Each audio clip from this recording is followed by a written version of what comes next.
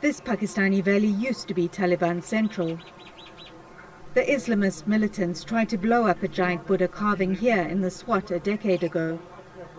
Now restored, it is a symbol of Pakistan's diverse religious heritage and archaeological riches.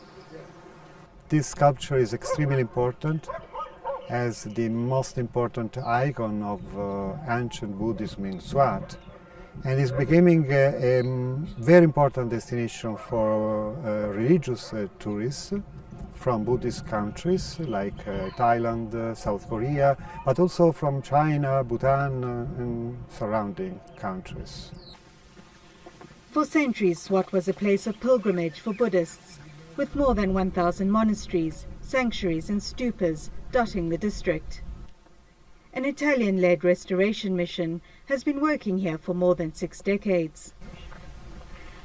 It took 4 years to repair the 7th century Buddha after insurgents drilled into the rock face to plant dynamite.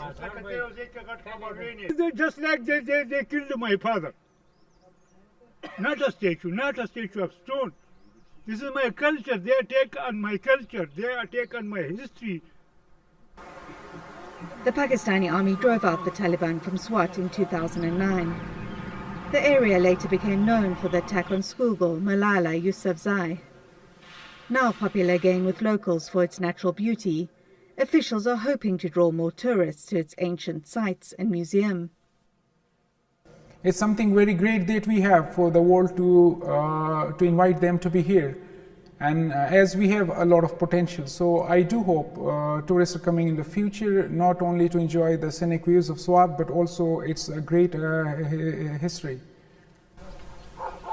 The Switzerland of Asia, Swat suffered years of conflict, but today its centuries-old sites offer an alternative, more tolerant image.